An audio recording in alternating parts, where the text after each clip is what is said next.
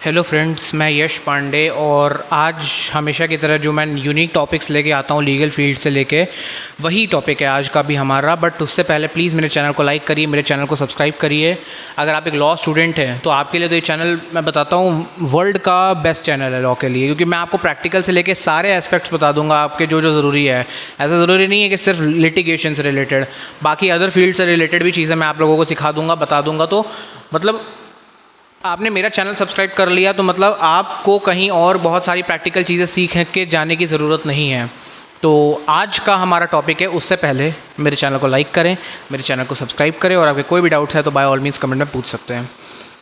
आज का हमारा टॉपिक है कि हमारे देश में ये एक बहुत बड़ा पैंडमिक का रूप ले चुका है। Maybe I don't know, मैं कल को इस पर PIL डालूंगा कि नहीं डालूंगा, आई डोंट नो एक्चुअली, बट कि सिविल के केसेस को जानबूझ के क्रिमिनल केसेस में कन्वर्ट किया जा रहा है ताकि सामने वाली पार्टी पे ज़रूरत से ज़्यादा प्रेशर बनाया जा सके। मतलब सिविल के केसेस क्या होते हैं? सिविल के केसेस होते हैं जो छोटे मोटे मामले होते हैं। क्रिमिनल केस तो आपको मालूम है ना कि कुछ क्राइम हो गया, कुछ घटना हो गई, उसमें FIR लिखाई गई और ये सब सबको मालूम है, सबने मूवीज़ में देखा है।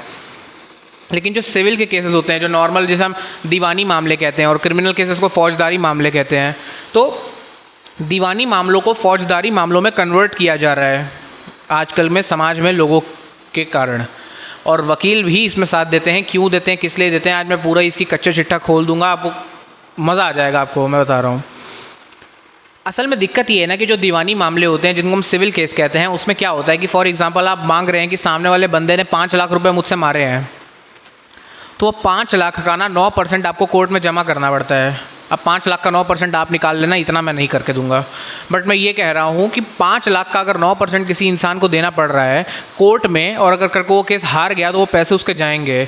तो लोग ये कोर्ट फीस को बचाने के लिए सिविल में वो क्या कर रहे हैं, वो सीधा 420 का मुकदमा फाइल कर देते हैं सामने वाले ने कि सामने वाले ने मेरे से घपला किया है, मेरे पैसे चोरी कर लिए हैं। फिर क्रिमिनल केस में कोई कोर्ट फीस नहीं देनी पड़ती है, ठीक है, वो थोड़ा बहुत जो फाइल में पैसा फाइल लगाई जाती है उसका पैसा लगता है, नहीं तो वैसे फीस नहीं लगती है।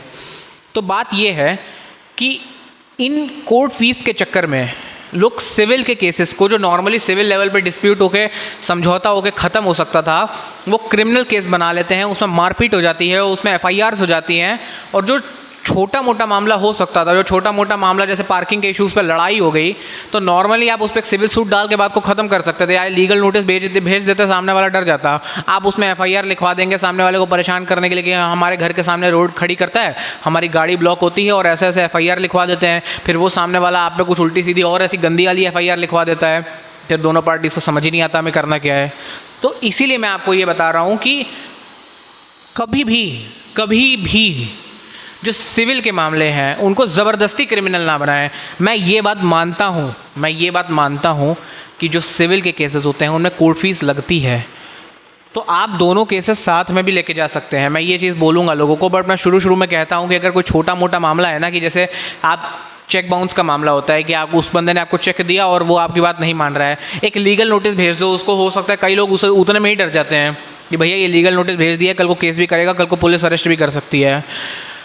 अपने सारे सिविल के हथकंडे अपना के ही आप क्रिमिनल केस में जाएं, क्योंकि देखिए एक बार अगर आप क्रिमिनल केस में चले गए ना और वो नॉन कंपाउंडेबल ऑफेंस हो गया। नॉन कंपाउंडेबल मतलब कि जिन मामलों में समझौता नहीं हो सकता है उन्हें हम नॉन कंपाउंडेबल कहते हैं, ठीक है। हिंदी में उसे कहते हैं असमझौते योग्य, कुछ तो ऐसा कहते हैं।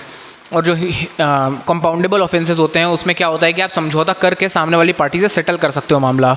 तो अगर आपने किसी नॉन कंपाउंडेबल ऑफेंस में सामने वाले पे FIR करा दी तो कल को पैसे तो आपके गए ही गए, प्लस ये जान पहचान भी चली जाती है। तो मैं हमेशा ये कहता हूँ लोगों को कि सिविल के केसेस में, और मैं इसमें किसी को भी दोष नहीं दे रहा हूँ, फॉर एग्जांपल मैं एग्जांपल दे रहा हूँ कि मेरे पास कोई क्लाइंट आया, वो बोल रहा है कि जी मेरे 5 करोड़ मारे हैं सामने वाले ने। अब आप 5 करोड़ जब बोलोगे सामने वाले को और सिविल का केस फाइल करने के लिए बोलोगे, तो भैया 5 करोड़ का 9% उसको जमा करना पड़ेगा कोर्ट में। तो 5 करोड़ का 9% कितना होगा, लाखों में है, ठीक है। मेरी मैथ्स उतनी अच्छी नहीं है इसीलिए मैं लॉ स्टूडेंट हूँ, पर ये पैसा लोग बचाने के लिए, जो कि मैं गलत नहीं कह रहा हूँ, मैं किसी को कुछ गलत नहीं कह रहा हूँ, लोगों को उतना वर्थ इट नहीं लगता है इसीलिए लोग नहीं जा रहे हैं ना। तो उस 5 करोड़ को बचाने, उस लाखों की इनकम पैसों को बचाने के लिए लोग बोलते हैं कि इसमें सीधा क्रिमिनल केस फाइल कर दो, और वकील ही इनको आइडिया देते हैं कि आप एक काम करिए सर, आपको सिविल में नहीं करना ना तो आप क्रिमिनल केस में चले जाओ, क्रिमिनल केस में केस फाइल कर दो और सामने वाला डर जाएगा और समझौता कर लेगा, उस पर FIR लिखा दो जाके। तो मैं आपको यही बता रहा हूँ कि क्रिमिनल केस से ना आपके पैसे रिकवर नहीं होंगे कभी। क्रिमिनल केस से वो बंदा जेल चला जाएगा हो सकता है फ्यूचर में, बट आपके पैसे रिकवर नहीं होंगे। तो कल को अगर आपको अपने पैसे वापस चाहिए ना, तो उसके लिए आपको सिविल के केस में जाना ही पड़ेगा। ये बहुत अजीब बात है। तो ये एक हमारे समाज में, मैं एक कोर्ट्स में मैं बहुत रेगुलर तौर पे ये ट्रेंड होते हुए देख रहा हूँ कि भाइयों के बीच में प्रॉपर्टी का लड़ाई है, जो सिविल डिस्प्यूट होता है उसको क्रिमिनल बना देते हैं। एक दूसरे पे 420 का मामला करके, चीटिंग फॉर्जरी लगा के, कुछ ऐसा उल्टा सीधा करके उसमें और ऐसी तैसी मार देते हैं। तो मैं हमेशा ये बोलता हूँ कि अगर आपका मामला सिविल का है तो उसको सिविल में ही रखिए, और क्रिमिनल का है तो क्रिमिनल में ही रखिए। मैं बहुत जनरली रेकमेंड नहीं करता हूँ क्लाइंट्स को, ठीक है। मैं देखो, अब वो सिचुएशन टू सिचुएशन भी डिपेंड करता है कि भाई 5 करोड़ है, उसके लिए आप 50 लाख कोर्ट फीस दोगे, इससे अच्छा है कि भैया आप जाओ जाके उस पर केस ही ठोक दो। बट वो चीज़ें देखी जाती हैं, वो चीज़ें बताई जाती हैं कि भाई आपको ज़रूरत है कि नहीं है।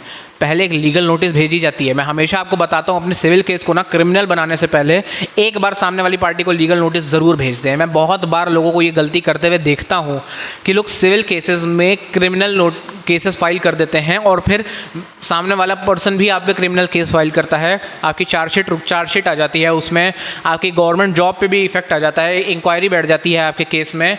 कल को आपको विदेश जाना होगा तो आपके पासपोर्ट पे इश्यूज़ आ जाते हैं, बहुत लंबा प्रोसेस हो जाता है। सिविल के केसेस में ना आपकी किसी चीज़ पे फ़र्क नहीं पड़ता, लड़ते रहो सिविल के केसेस, आप लड़ मर जाओ आपस में। लेकिन जब क्रिमिनल केस हो जाता है ना, तो आपके बहुत सारी चीज़ें अटक जाती हैं यहाँ पे। मैं हमेशा लोगों को यही बात बोलता हूँ कि भैया क्रिमिनल केस अगर आप सामने वाले पर्सन पे करने जा रहे हैं तो ये बात आप मान लेना कि आप पे भी कल को क्रिमिनल केस होगा, और जब आप पे क्रिमिनल केस होगा ना, तो लोगों का दिमाग होता है ख़राब, फिर वो कड़वाहट आती है। और मैं हमेशा लोगों को ये चीज़ बोलता हूँ कि सिविल में अपनी सारी रेमेडी सीख करके क्रिमिनल में जाएं हमेशा। जब सिविल में आपने सारे हथकंडे अपना लिए, उसके बाद मैं आपको लीगल एडवाइस दूंगा कि भैया आप क्रिमिनल में जाएं अपना केस लड़ने, बट डायरेक्ट क्रिमिनल में ना घुसें। कोई फ़ायदा नहीं होता है डायरेक्ट, और बहुत लंबे लंबे समय तक केसेस चलते रहते हैं। मैंने बहुत देखा है, 20-20 साल से जनता केस लड़ रही है, रिजल्ट ही नहीं आ रहा उसका। तो वर्थ इट नहीं है वो चीज़, ठीक है। तो मैं इसीलिए आपको बोलता हूँ कि ये एक समाज में ट्रेंड है। मैं कोई इस वीडियो का कंक्लूजन नहीं है। मैं जनरली जब वीडियो बनाता हूँ ना, तो उसका कुछ होता है कि आखिर में हमने आज क्या सीखा। इससे हमने कुछ नहीं सीखा। मैंने बस आपको ये बता दिया है कि समाज में एक ट्रेंड आ रहा है कि लोग सिविल के केसेस को क्रिमिनलाइज करके फाइल कर रहे हैं क्रिमिनल कोर्ट्स में भी। तो एक तरफ सिविल का भी केस चल रहा है, एक तरफ क्रिमिनल का भी केस चल रहा है। दोनों केसेस साथ में पैरेलली, ऐसे कहते हैं ना, वो जैसे इक्वल टू नहीं होता है, वो ऐसे चलते जा रहे हैं, साथ में चल रहे हैं एक दूसरे के। तो वहाँ पे मैं बहुत सारी चीज़ें होते हुए देख रहा हूँ कि लोग ऐसे कर रहे हैं।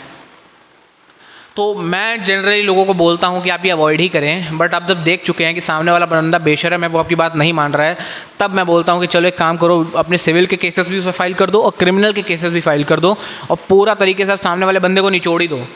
क्योंकि कल को जब आपका समझौता हो जाएगा ना, तो वो भी आप पे, मुझे मालूम है, अगर आप उस पर केस करेंगे, मैं गारंटी देता हूँ आप पे केस करेगा, मैं गारंटी देता हूँ। पर कल को उस पर समझौते की बात